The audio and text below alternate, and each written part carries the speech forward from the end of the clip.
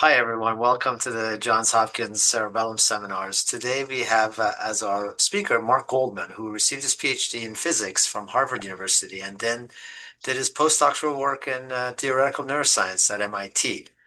He was then an assistant professor of physics and computational neuroscience at Wellesley College before moving to the University of California, Davis, where he's now a professor in the Department of Neurobiology. One of his central contributions has been developing mechanistic models for how neural circuits maintain information over time, persistent firing. And that's one of the core problems in working memory. Another major contribution was the concept of an oculomotor neural integrator, which converts velocity commands into persistent signals encoding eye position. Conceptually, his work links motor control, short-term memory, and dynamical systems theory into a unified framework centered on this concept of integration in time. I think his work bridges scales from biophysics to behavior, decision making to movement control. And today we will hear about his thoughts on circuit plasticity in the cerebellum. All right. Well, thank you very much for inviting me, Reza, and thank you all for coming. Looking forward to the discussion after. So today I want to talk about mechanisms underlying both plasticity and, as I'll discuss, metaplasticity of a particular cerebellar circuit. And I hope that this has bearing on the larger or on our larger understanding of the cerebellum. And I'd like to start with a big picture question, not just really for the cerebellum, but for all of neuroscience. And it's how do we identify sites of plasticity in neural circuits with feedback loops? And so I don't forget any acknowledgments later. So this is work that was done with Hannah Payne and Jennifer Raymond, and some of the later parts of the story were done with our shared graduate student and then postdoc, Jay Basine. Okay, so here's the problem laid out in a very general fashion. Suppose you have an upstream circuit and then it has a downstream target. And suppose that you see decreased activity following learning in the upstream circuit. Well, in this simple feed-forward architecture, it's pretty easy to see what's going on. There must have been LTD of the pathway going into this upstream neuron. And here I just want to caution for the more mechanistic folks, when I say LTD or LTP in the following slides, I'm going to mean the net effect. I'm not really saying that a particular excitatory synapse had LTD as opposed to an inhibitory pathway having the opposite changes. So these are overall effective changes. I'll be clear when I mean something more specific. Okay, so this is a simple feed-forward case, no problem. But now consider the case that there's a feedback command from the downstream back up to the upstream pathway. Then we might have, for example, LTP in the downstream site. And if this feeds back with a negative sign in an inhibitory manner to this neuron, then it too can explain the decreased activity. And then we're left in a bit of a pickle because if we wanted to know what the sign of plasticity is the upstream site, we don't know. Could be LTP, could be LTD, could be nothing at all. Well, the reason I bring up this example in the context of a cerebellar seminar series is that this is the key controversy that's underlied some experiments, their interpretation, and their larger interpretation of the field, and it comes from study of the vestibulo-ocular reflex.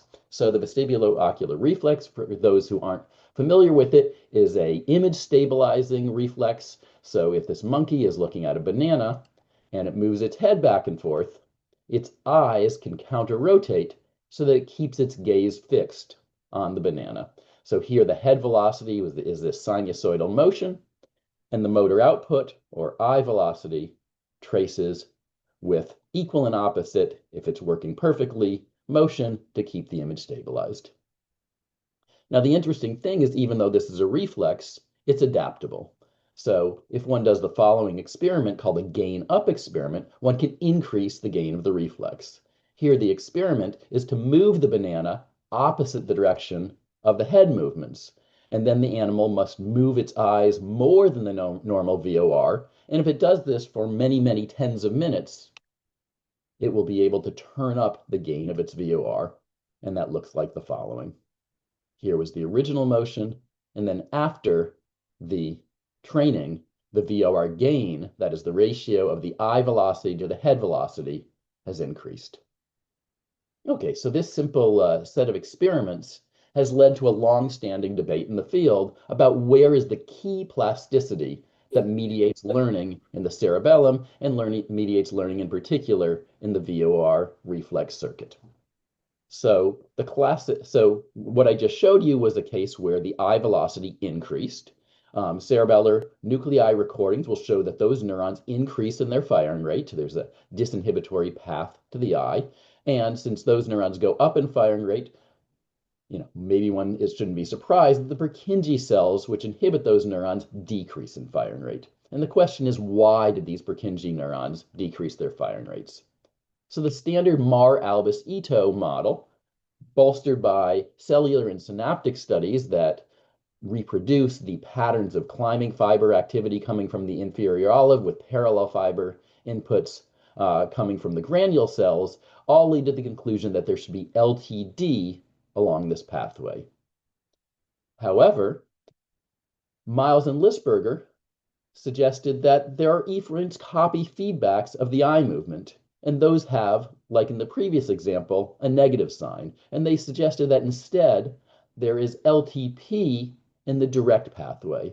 And in fact, from interpretation of behavior and Purkinje cell recordings, they concluded that not only is there not LTD in this pathway carrying vestibular inputs, but it's actually the opposite direction, that it's actually LTP. And this has left the field in some uncertainty for many, many decades. And what I'm hoping in the next several slides is to hopefully get ourselves out of that uncertainty and see if we can put together a picture by analyzing this circuit. So what I want to say is one of the key things that has been missing in a lot of this discussion is that it's not just that we have internal feedback loops like efference copies, but we also have external feedbacks through the visual world, so that when the animal is performing this task and there's retinal slip signals across the motion across the retina, those also come in as visual signals. So a key question here, and the key difference between the Marr-Albus-Ito feed-forward model and the Miles-Lisberger model, which depends on strong efference copy of eye movement, is how strong is this efference copy feedback pathway, and is it even necessary? So Hannah Payne and I set about answering this question, and we built a model of the multi-region interactions underlying the VOR. So here's the essence of the model, and I'd like you to just take you through it. So the model has a direct pathway from vestibular inputs to eye velocity, and the standard side loop that goes through the cerebellar cortex. Each of these pathways is described by a linear filter that we fit to data. The model also had the efference copy feedback pathway, and it also had retinal slip signals, and there was a visual prediction signal. I'll say for everything that I show you today, you can actually remove the visual prediction signal. It's not necessary, and come to the same conclusions. Okay, so what we did is we attempted to fit this data both with the efference copy feedback pathway and at various strengths, and completely removing it, like in the Marr-Albus-Ito hypothesis. So what did we fit the data to? Well, we fit the data to eye movement behavior and Purkinje cell recordings in many, many conditions. In baseline, there were 23 conditions where the conditions are combinations of head movements and visual inputs at different frequencies. And then after learning to 15 conditions, most of them behavioral. Okay, so what did we find and what did we learn? So surprisingly, given that it seemed that there were maybe this was already resolved as to which model it had to be, we found that either model could fit the data both before and after learning. And I'm just showing you 4 of the conditions, but I should say all of the conditions fit, or all the conditions basically fit just like this. So these are ones, for example, with sinusoids or step movements of the head, and either the head might be moving alone, that's the standard VOR, or the head is moving along with the visual motion, so that's called VOR cancellation. It would be moving the visual world with the head, if you can see me. So you can see that both models do an excellent job fitting both the Purkinje cells and the eye velocity, and they're almost indistinguishable. So now we seem like we're stuck. both models seem possible. And maybe this is why the controversy's been there. So what conclusions did we come from in fitting the models? So we fit the models, I should say, it wasn't a learning model. We fit the models before learning and after learning, and we looked at what the changes were in the filters to infer what the plasticity was at given sites. So from these model fits, one thing was completely unambiguous. All of the models predicted that underlying this data set, there was LTP in the pathway onto the cerebellar nuclei, as in the Miles and Lispberger hypothesis. However, the more controversial pathway, the one carrying vestibular input to the Purkinje cells, actually couldn't be determined. The plasticity there was indeterminate, and it depended on the strength of this efference copy. So if the efference copy was very strong, then the models unambiguously said that there was LTP.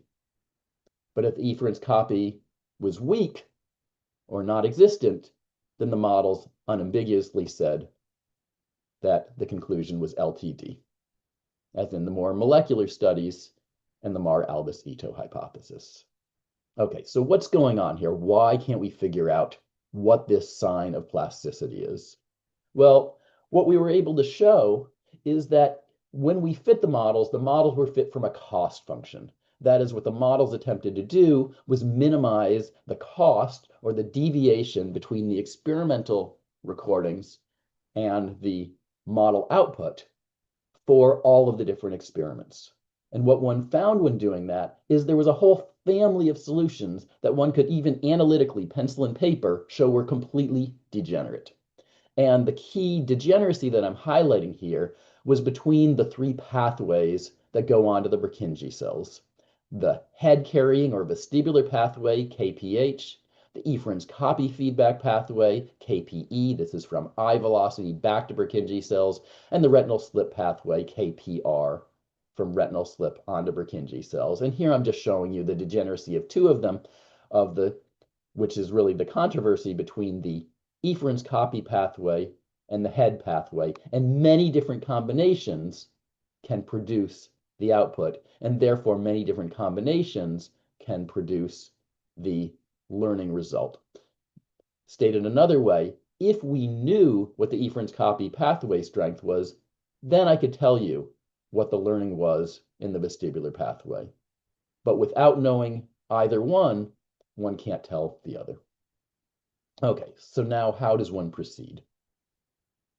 Oh, and sorry, what's the ultimate origin of this? Why is there a problem? Well, it's that there were three unknown parameters projecting onto the Purkinje cells, but the experiments only manipulated two independent variables. The vestibular input is one variable, we can move the animal's head, and the visual target in the world we can manipulate. But if you're only manipulating two independent variables and you have three unknowns, you're one equation short of being able to break this degeneracy. And that's why ultimately we couldn't figure this out. Okay, so is there a way to add another condition? Well, one way to maybe do this, and yes, to add another condition, is to apply a perturbation. And that's a real lesson here. We really, I think, need perturbations to tease apart circuits. So here's in the top row, candidate circuits. There's the no feedback circuit. There's the a feedback circuit with weak or partially or amplifying feedback where the signals are amplified. And then there's this feedback with very strong feedback. In this case, this loop from the Purkinje cells back onto themselves is so strong that it's a mathematical integral. And this was actually the case that was demonstrated within the Miles-Lispberger hypothesis. So these have very, very different implications if one were to go and stimulate the Purkinje cells. If there's no feedback, then stimulating the Purkinje cells will send through a velocity signal, which will go up and come right back down on the time scale of any intrinsic time constants of the pathway. On the other hand, on the other extreme, in this integrating circuit, a brief pulse of input will lead to a step and a maintained step of eye velocity output. And in the intermediate cases, you can see that as the feedback strength is decreased, the time constant of that decrease gets smaller and smaller and smaller. Okay, so as it turns out, the experiment was done. So there was a stimulation of the Purkinje cells, and one found that the monkey's eye velocity went up and it came down rather rapidly. We can't exactly say where in this spectrum that sits, but it certainly suggests that the efference copy feedback is relatively weak. So, and relatively weak feedback would be associated with there being LTD in the vestibular pathway, consistent with the molecular experiments and consistent with experiments which have opted genetically more recently stimulated climbing fibers while applying head rotations, applying vestibular stimuli. Okay, but that still leaves us in somewhat of a pickle because this suggests that we also found that there appeared to be unambiguously LTP at the direct pathway. So what's going on here? Well, there's two sites of learning, and what we think is going on is, and that will resolve this, is that there's a systems consolidation of the memory. So what is systems consolidation? Systems consolidation is when there are two learning areas, and one is the site of early plasticity. It's the fast learner. And then over time, this fast learner can train a late learning site, and the memory transfers from the early learning site to the late learning site. It can be transformed in some ways. There's lots of controversy in the hippocampal field about that, but for our purposes, one can think of it as a transfer of learning from the early learning area to the late learning area. And again, this is an issue far beyond the cerebellum. This has been originally suggested in hippocampal plasticity, consolidating to the neocortex. It's been suggested in the birdsong system to mediate early striatal-mediated learning, consolidating to the motor cortex.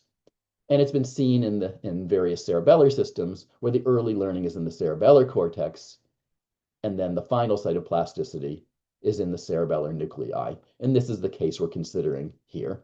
And I should say, for all the experiments that I was fitting before, I should say they were paradigms where animals were brought back day after day performing the same experiment.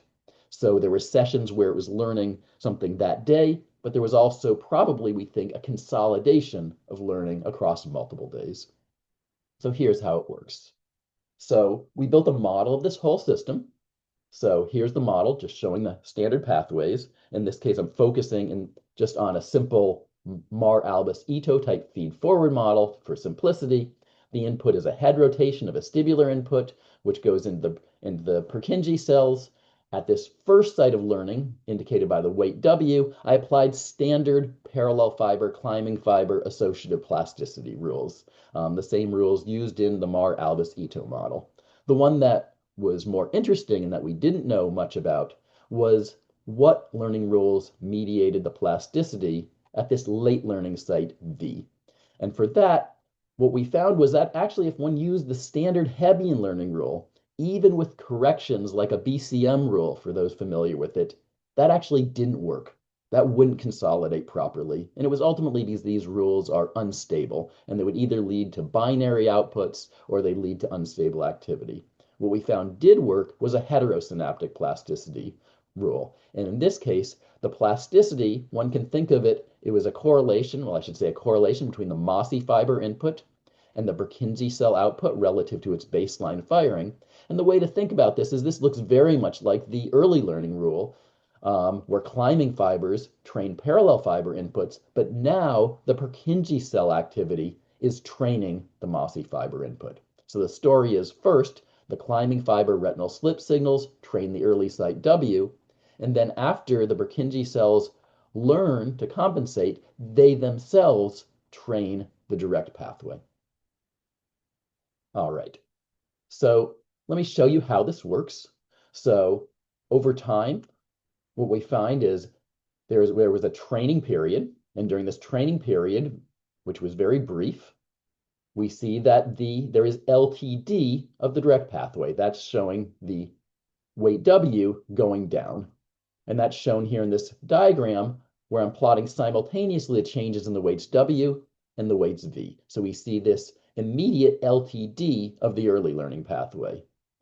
But then in the post-training period, this is after there's no longer the training stimulus and the animals we're modeling being put in the dark, we see that this training consolidates. This weight W goes back to its initial baseline level, and it is consolidated into the weight V. And that looks like this in our diagram. It goes back, and one now sees the arrows are just showing you the flow of the weights in terms of the dynamical system governing the weight changes. And there's actually a line attractor. A line attractor means there are many different fixed points for where the final weight V goes, and each of those fixed points corresponds to a different level of the final gain of the system. And of course, we can learn an analog set of gains of our VOR, so there needed to be something like this. Okay. So that was the simple case where there was no feedback pathway. What if we add the efference copy feedback pathway, WE? So here we're adding this efference copy feedback, WE. For this simple example, I'm going to keep that as a static pathway and not consider plasticity. If you wish to ask me later, I can show you the figure where we also put plasticity on that pathway. But here's what you get. You get the same type of story, but now what one gets is, first of all, this attractor shows a tilted shape. And let me just take you through, I think it's easier in this middle column to show you what's happening. Again, there's early plasticity on the head or vestibular pathway weights W. We see that they decrease, and this is the early LTD. But then in the post-training period, not only do they head back towards their baseline, but now, as in the Miles-Lisberger hypothesis, because there's a change in weight at the late learning site V, and that is fed back to the early learning site, well, now if the Purkinje cells are going to go back to their baseline firing, then this early site plasticity actually must reverse, and you end up with LTP after full consolidation. So this makes the prediction that if there is an efference copy feedback pathway, and there is a full consolidation where the Purkinje cell modulation in the cerebellar cortex goes back to null. And I should say, when you inactivate animals who are in the normal state, typically there is very little change in the VOR. So we think that there's an approximate balance of the weights in the Purkinje cells. So if there's this balance that's restored, then the plasticity will reverse from net LTD early to net LTP late. Okay, so I want to step back and say, how does this all work and what are some implications? So first question is, well, I just said the early site will forget, but what makes it forget? One possibility is very simple. Maybe the synaptic weights just have some tendency to go back to whatever their baseline values are. But another possibility is that it's an active process. And here's the key idea. The key idea is that early site forgetting, or the weights being driven back to a level that leads to Purkinje cells being restored to their baseline activity, could be driven by the same Purkinje cell activity that drives late site learning. That is to say, in some sense, the Purkinje cells simultaneously send out a signal which says, I'm teaching you to the late site, and also I'm going to tell you to forget to the early site because the late site is going to take over. So there were two mechanisms that we found could do this. So one mechanism, and this really owes itself to people like Michael Mock and Javier Medina, who've talked about extinction within domains like eye blink conditioning. In this mechanism, the reason that WH, the vestibular pathway, goes back to its baseline or goes back to a baseline that cancels Purkinje cell activity is that there's inhibition of the climbing fiber pathway carrying the instructive signals. That is, when the Purkinje cells undergo LTD and decrease their firing, well, that the Purkinje cells through the nucleo-olivary pathway actually disinhibit the inferior olive cells. So this means that the Purkinje cell activity goes down, the olivary cells baseline activity will also go down.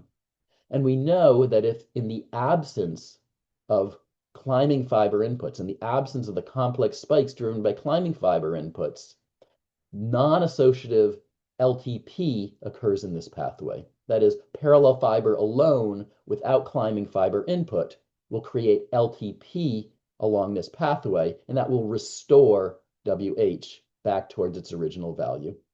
So this makes a prediction that if there's consolidation, maybe this sort of pathway is what's restoring WH. And that's, again, here is showing the restoration until the Purkinje activity is back to its baseline.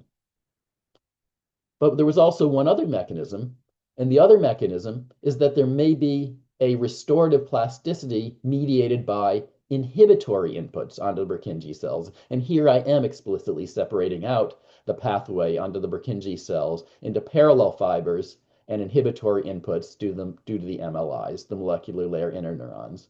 And in this story, well, when the Purkinje cells decrease their firing, then through associative plasticity with the MLIs, that causes the MLI inputs to increase in value.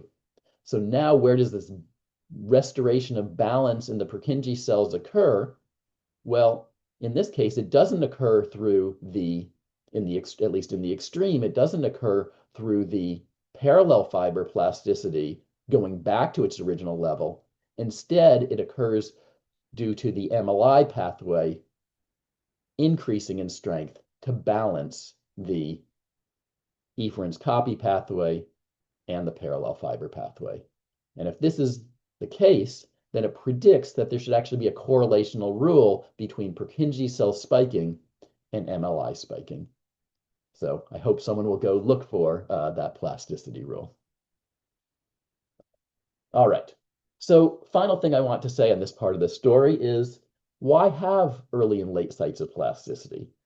And there's a very good reason for this. It actually goes back to very old studies in the hippocampus, and it relates to being able to be both stable and plastic at the same time. So suppose your muscles fluctuate in strength from day to day. If we only have one site of plasticity, there's this stability plasticity dilemma. And the dilemma is the following. If we learn very slowly, so our synapses are highly stable, we won't fully learn that day's fluctuations because the learning hasn't had time to learn. But if we learn too quickly and we're highly plastic, then we're going to be chasing the noise in some sense. So we will fully learn that day's fluctuations, but we'll be in a maladaptive state for the next day's learning. And one can capture this in the stability plasticity dilemma graph. On the y-axis, I'm showing the error at the end of the previous session. You can think of this at the end of the day. And on the x-axis, I'm plotting the error at the start of the next session. You can think of this in my example as at the start of the next day. So if the synapses are very stable, one will still have error at the end of the previous session because not much learning has occurred. But if the plasticity is very fast, one will almost remove the error at the end of the first session, but one will have a large error typically at the start of the next session. Maybe you'll get lucky in the next day, the fluctuation will be exactly where you were, but typically not. So how can this be resolved with two sites of plasticity?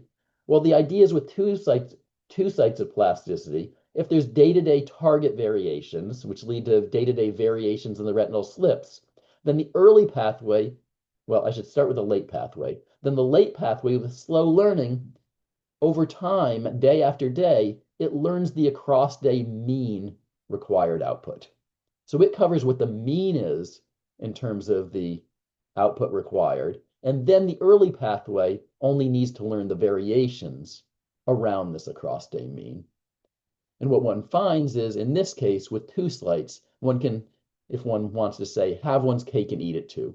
One can have the fast plasticity leading to little error at the end of the previous session, and have the slow plasticity lead to relatively little error at the start of the next session, because each day starts at the mean for what's typically seen in the distribution of fluctuations. Okay, so I'm going to leave it there. And in the last half of this talk, and I may go a couple minutes over, Reza, sorry. I'm going to talk about something that we call STDP squared, spike timing dependent plasticity of spike timing dependent plasticity as a neural mechanism for temporal metaplasticity in this circuit and perhaps in others. So this is about spike timing dependent plasticity. So a little review of that. So spike timing dependent plasticity is when the LTP or LTD learning rules depends on the order of presynaptic and postsynaptic spikes. So typically in many systems, for example, a postsynaptic spike preceding a presynaptic spike leads to LTD. So this is when plotting in the vertical axis here, the change in synaptic weight, and a presynaptic spike before a postsynaptic spike in many systems, for example, in the neocortex, has been found to lead to LTP.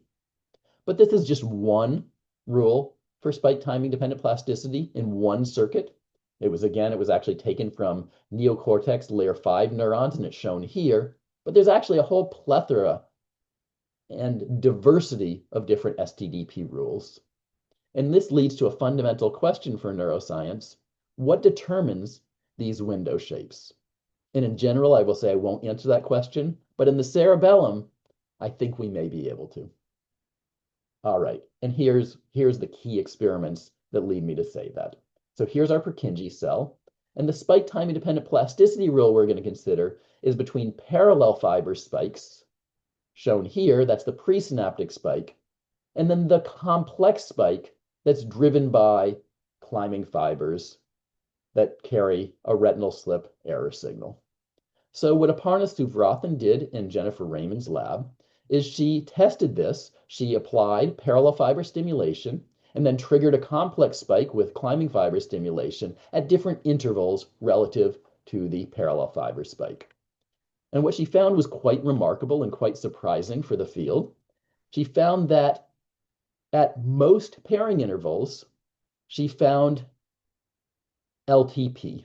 And I should say the level of LTP she found was the same, basically the same as what you get for parallel fiber alone, same as what you would get for non-associative plasticity. But at a special interval of 120 milliseconds, Aparna found LTD. So why this special 120 milliseconds? Well, 120 milliseconds is is approximately the delay around the feedback loop from Purkinje cell firing, triggering an eye movement, to getting feedback about whether that eye movement created an error signal. And this feedback loop means that when we get error signals, when the Purkinje cells receive error signals, they're not relaying an error now. They're relaying an error from 120 milliseconds in the past. And what this learning rule implied was the learning rule itself can compensate for that delay in the circuit. And this led us to a hypothesis, and our ultimate that we call STDP squared, spike timing dependent plasticity of spike timing dependent plasticity. And the hypothesis is that synapses use information about the correlation statistics of their presynaptic and postsynaptic spike times to adjust their STDP plasticity rules.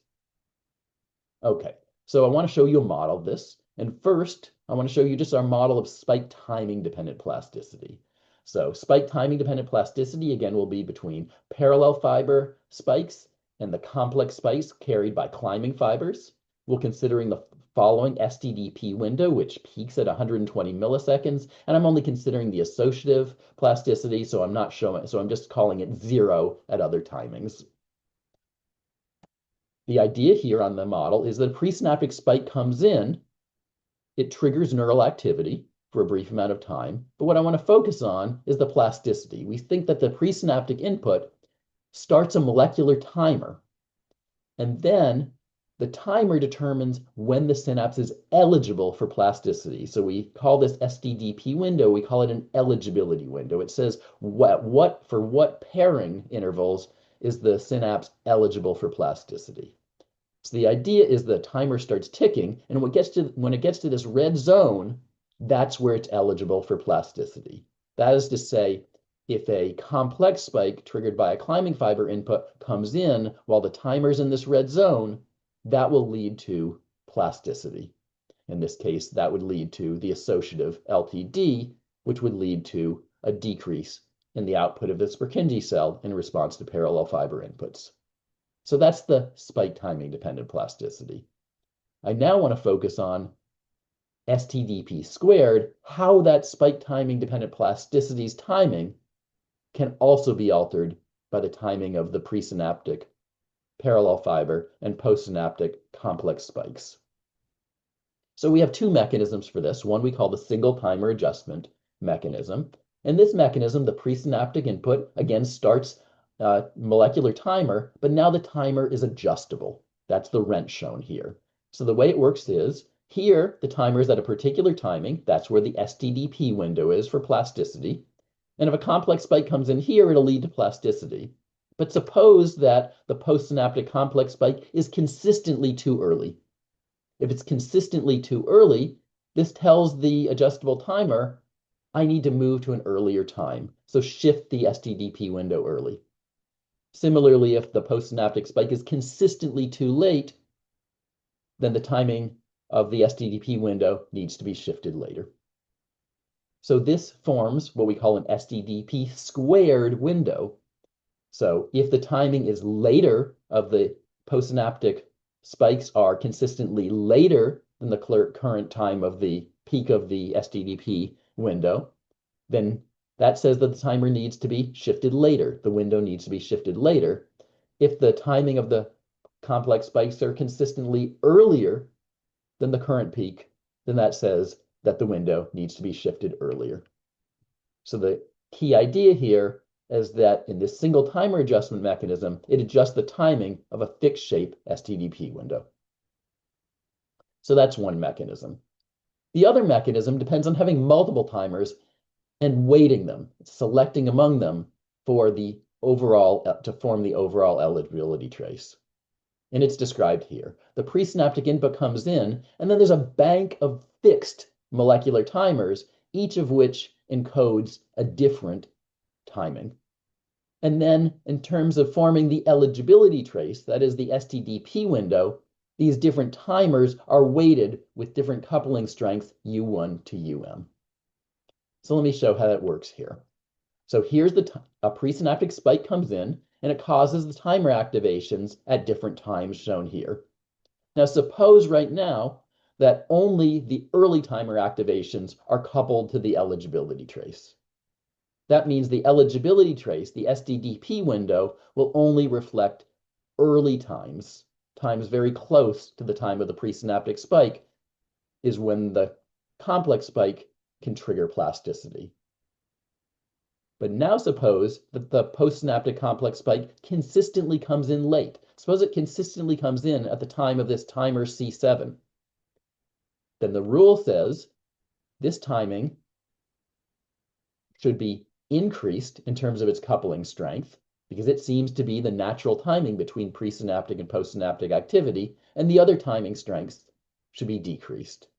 And that will shift the STDP window to weaken the inactive timers and increase the selected the timing that's consistently being seen. So here, in the multiple timer selection mechanism, the rule adjusts the amplitudes of fixed timing basis elements. Okay, so how does this work? So I want to consider, first, I want to consider a simple scenario. The simple scenario I showed you before was to say there's a 120 millisecond delay in this circuit. So in that case, we would expect that presynaptic inputs would come in, and the postsynaptic climbing fibers driven complex spike probability would have a peak around 120 milliseconds. And then it's obvious that the STDP window should be moved to match this time. But I also want to consider a more hypothetical scenario where maybe this postsynaptic probability distribution is multimodal. Maybe it has two peaks, maybe a wider peak and a narrower peak. And the reason I want to consider this case, and I should say there could also be internal feedback pathways that lead to this early peak, but the reason I want to consider this multi-peaked distribution is because it demonstrates that there's actually a family of different STDP squared rules, and they lead to different adjustments of the eligibility window. And I'm showing you that on the next slide. So different STDP squared rules can match the spike timing dependent plasticity window to distinct features of the spike timing distribution. So for the single timer adjustment mechanism that I showed before, one can show that it actually will tune the STDP window to the median of the postsynaptic spike probability distribution. And the reason it tunes to the median is because when you're at the median, half the time your complex spikes will be after the current time, and half the time they'll be before. So that defines the median, the 50th percentile. One can also adjust the single timer adjustment mechanism to say, well, maybe it doesn't adjust to all complex spikes, but maybe it only adjusts the rule if the complex spike was close to the original timing, but a little bit too late or a little bit too early. And if one makes this is actually of the form of a derivative filter, and the rules will go to local peaks. It'll go to where the derivative is 0. So if one started with a synchronous rule at 0 timing, in this case, it would go to this local maximum. If one started with a later timing rule, it would go to the higher later local maximum. Likewise, for the multiple timer selection mechanism, there were also two possibilities. If we made the key thing in this is about how the coupling weights change between the bank of timers. And if there are fixed changes in coupling, where when a complex spike comes in a certain time, it additively increases the coupling for that filter and additively decreases the coupling for the other filters, this leads to a winner-take-all competition among the different timers. And that leads to ultimately the rule picking out the mode of the distribution through these winner-take-all dynamics. But if instead there's proportional changes in the coupling, where the coupling is lost in proportion to the current coupling and gained in proportion to the deviation from maximum coupling, that actually leads to the STDP window exactly matching the shape of the presynaptic postsynaptic interval distribution. Okay, so I now want to talk about biochemistry because I think this leads to some predictions for the types of elements we should be looking for in trying to hunt down the molecular mechanisms of this type of metaplasticity. And the key thing that we found for the single timer is that you really only needed 3 core elements. When the parallel fiber input came in, you needed a timer on-off switch. That timer on-off switch then led to an accumulation of some molecule. And when that molecule crossed a bound, that led to the spike timing dependent plasticity window opening and then eventually turning off the timer and closing again. So the story looks like this. Presynaptic input comes in, it turns on the timer, the molecule A1 star. This leads to an accumulation of the molecule B star. When this accumulation reaches some bound, that activates, it opens up the plasticity window shown in red. Now, if the postsynaptic spike is consistently too late, well, that's a signal that one needs to make this window shift. How is that done? It's done by increasing the threshold, and that can be done by changing the rate constants within this scheme. In particular, how would this work of shifting the peak earlier or later? Well, if the climbing fiber comes in when molecule A1 star is active, that means the timing was too early, so one shifts the peak to the left. If the timing comes in when A1 is off in its inactive state, then that says shift the peak to the right. And if one wants the rule to only be local and only apply narrowly to changes around the current timing, one can also have a requirement to have the molecule C star present. Okay, so that's the single timer mechanism. What about the multiple timer selection mechanism? This is where there's a bank of timers with different fixed timings, and then there's some sort of competition between them. That competition can actually be mediated if the couplings that we talked about from the different timers to the eligibility trace are competing for some limited resource, some limited molecular resource. And the idea is when the timing comes in corresponding to some active timer, it will gain resource, and the timers that were out of sync with the complex spike coming in will lose their resource. If one makes the resource pool small and has zero order kinetics, that's where the enzymes are saturated, this leads to the winner-take-all dynamics I mentioned previously and leads to picking out the mode. The spike timing dependent plasticity finds the mode of the pre-post interval distribution. On the other hand, if the resource pool is large and there are standard first-order chemical kinetics, this leads to the proportional rule, and the STDP window will match the pre-post distribution. Okay, so this is the detailed mechanisms of how it works, but does it all work when we put it back into the full circuit model? So we now ran a full circuit model where vestibular sensory inputs go into the granule cells, go through the parallel fibers, we include molecular layer interneurons, and we have plasticity at these the parallel fiber inputs onto the Purkinje cells, but we're also simultaneously running the metaplasticity rule. And importantly, we assume that there's a 120 millisecond delay of the retinal slip signals. This 120 millisecond delay of the retinal slip signals when you run the model leads to a characteristic distribution where the presynaptic parallel fiber spikes statistically are followed by a bump in postsynaptic spike probability at 120 milliseconds. And the question is, when it's all running together in the circuit, can the spike timing dependent window find this 120 millisecond delay?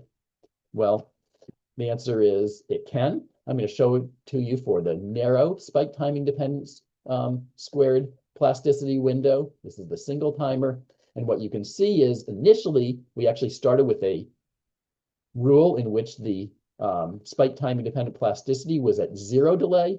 And you can see that it slowly sort of wanders its way over time until it finds this 120 milliseconds. And then the spike timing dependent plasticity window centers itself right at the time of the peak.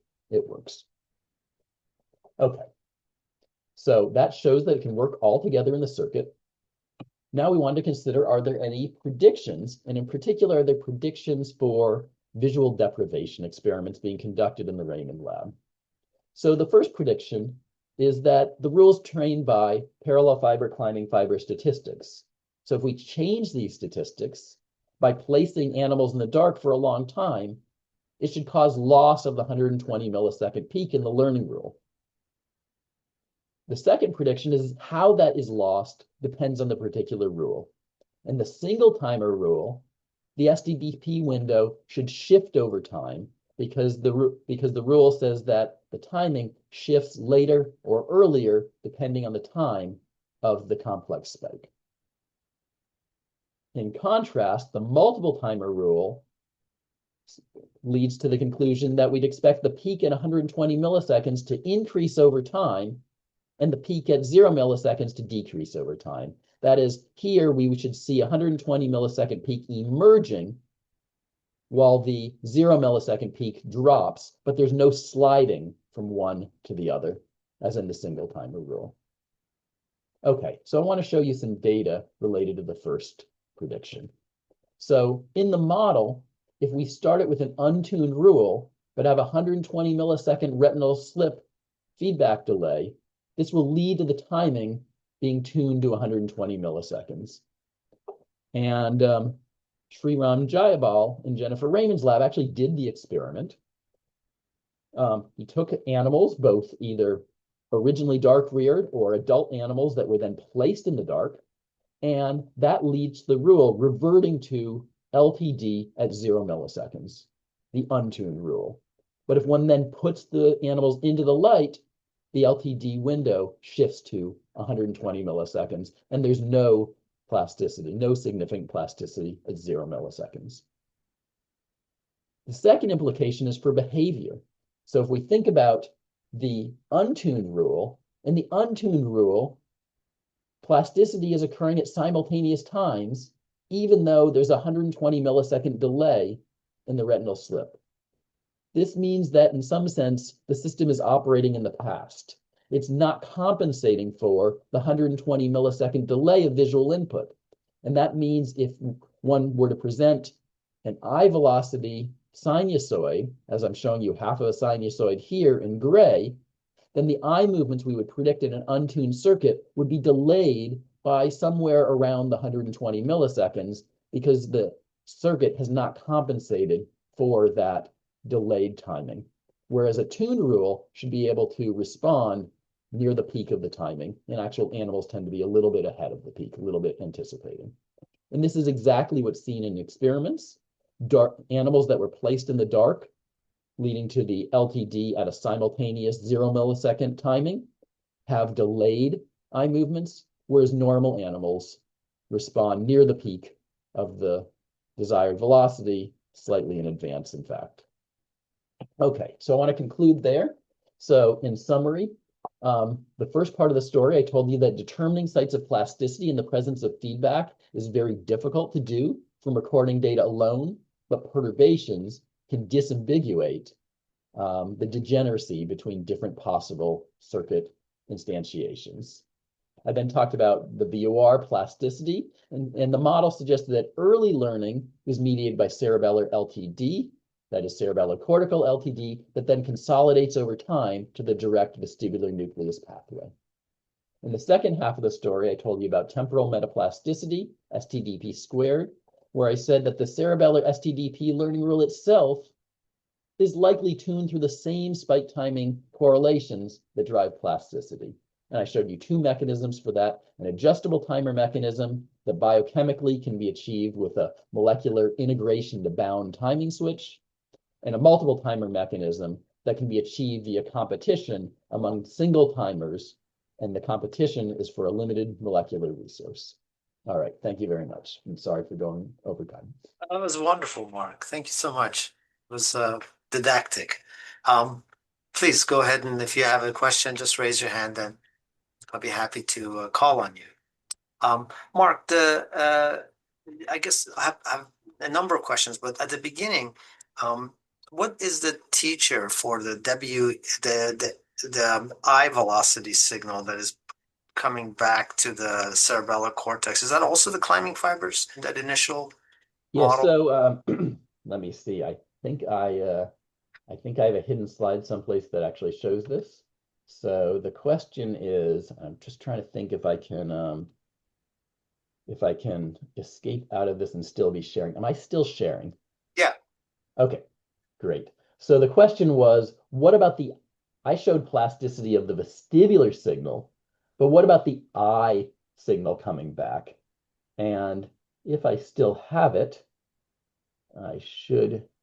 well, the bottom line is it can be learned by the same retinal slip signal, and if I can find it, yeah, here it is. So it can be learned by the same slip signal, and here you can see it learning. So in this case, the eye signal will actually learn to increase its activity, and then it actually also flips sign. And now the dynamics are more complicated. We have 3 sites of learning, but again, there's the key thing is you still get the LTD in the head pathway, but you actually get LTP in the eye pathway, but based on the same correlational rules.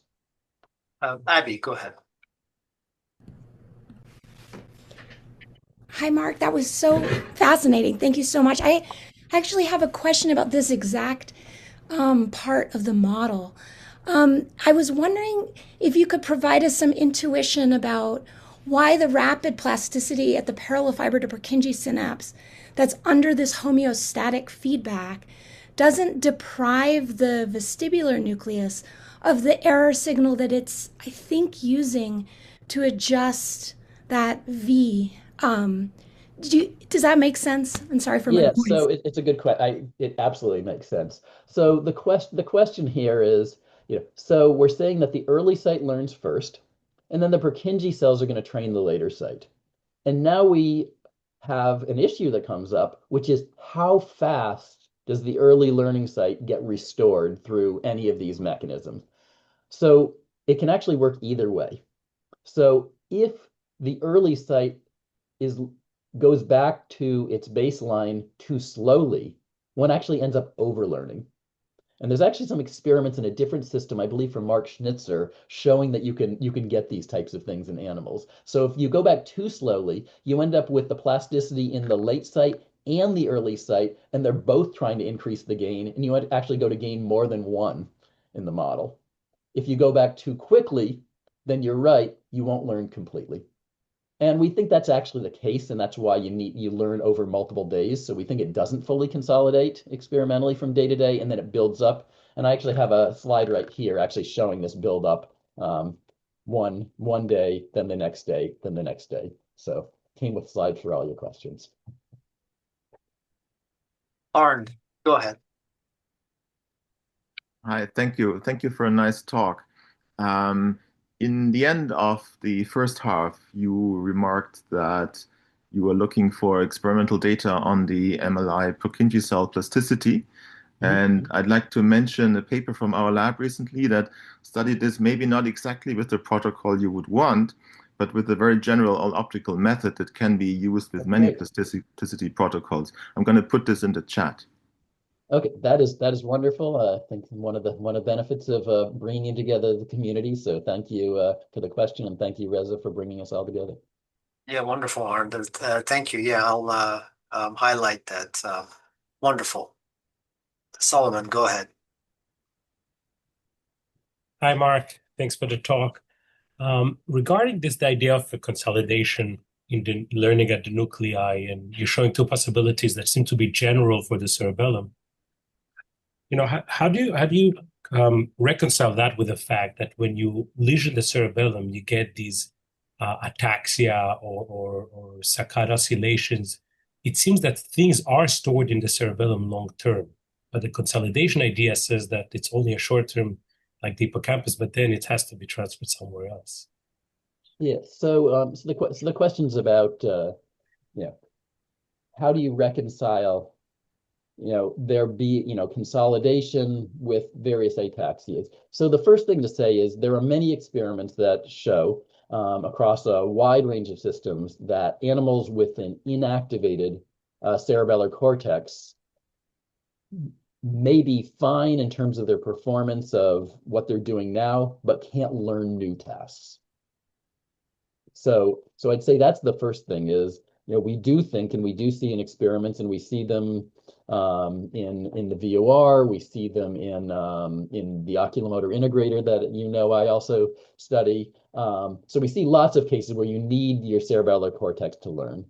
In terms of the ataxias, I'm probably not going to have a good answer to you for you there. But if one doesn't have the cerebellar cortex, you can imagine, and it sort of was my example motivating the plasticity stability dilemma, that there are constant ongoing changes in the system. And we constantly need the cerebellar cortex to adjust in response to these changes, either internal or in our musculature or otherwise. And without that, you're going to run into problems. I will say there's also certain pathways. For example, the smooth pursuit pathway you can think of smooth pursuit as almost a correction from what's your normal behavior is, because all of a sudden there's something you have to follow. So those inputs goes very strongly through the cerebellar cortex. So in that case, not having the cerebellar cortex would lead to problems. And then you end up with delays, and you can end up with oscillations, because now you're trying to work on on whatever signals you do have that give you sort of delayed cues sometimes. Thanks. Thanks, Solomon. Neil, go ahead. Hi, Mark. Thanks for a very clear and illuminating talk. I'm very interested in how different areas coordinate their plasticity. And I was wondering here in this case, like if you inactivate the plasticity in the Purkinje cells, would you just get no compensation based on the state space plot you are having, or would you get some compensation in the nucleus? And I was wondering if you have any insights as to I guess I'm curious to hear like how the model would behave in the first case, whether you get any compensation or not. Yeah. So the question is, if we inactivate the cerebellar cortex, do we lose learning in the nucleus? So I will say with the model, it's quite easy. Yes, you would.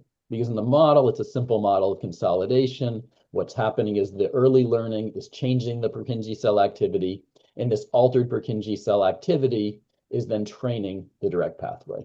Right. What I guess what I that, can't say is whether there might be some, the nervous system has many sites of plasticity, many mechanisms of plasticity. What I can't say is whether there are some other sites of plasticity, maybe not as effective, maybe slower learning, but that could do some compensation and still cause some learning.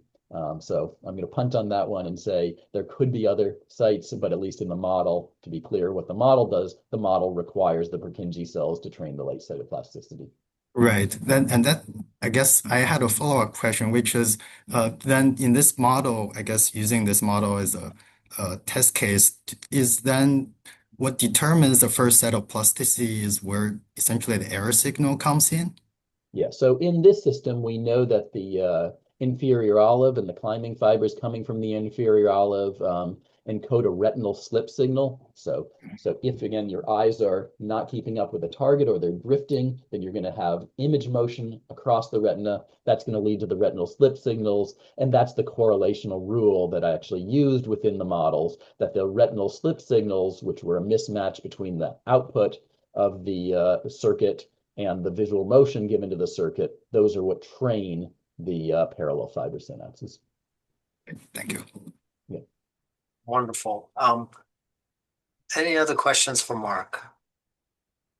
Mark, one of the most interesting aspects of having multiple sites of plasticity from a theoretical standpoint is this concept of spontaneous recovery, meaning that extinction doesn't erase the memory, but rather lays down another memory that is competing with it. And if there are two sites of plasticity, or multiple sites, one fast and one slow, what's one of the consistent behavioral and some evidence for it also neural basis of this concept? Do you know if in VOR there is any evidence for spontaneous recovery? Oh, I was going to say the Raymond lab is, I think, was on, and they would probably be able to answer better than I. I'm not sure about the VOR. I will say within the maintenance of gaze, which is your oculomotor integrator, one does see that if one trains an animal to, in a virtual world where it has to change its normal integration time constant and then puts them in the dark, one does see that there is a restoration towards the original levels. We don't know if this is as simple as there being even synaptic consolidation. So I've talked about systems consolidation. The reason we call it systems consolidation is the molecular plasticity field talks about consolidation from early learning to later, more permanent learning within synapses. And we don't know if it's just that the synapses haven't entirely consolidated. I will say within the VOR circuit, so Steve Lisberger's lab showed originally, Jennifer Raymond's lab has done beautiful work on this, but a single climbing fiber input can actually lead to a significant change in eye velocity output. But it goes away on the time scale of several seconds. So that's a case where there is a rapid learning, and it appears that being repeated then leads to consolidation at the individual synapse level of the learning building up and up. So that, at least on that short time scale, is a place where I could say that, yes, you learn, and then it recovers. Okay. Thank you, everyone, for getting together. And thank you, Mark, for spending the morning with us. All right. Thank you for organizing these. And great questions, everyone. Thank you.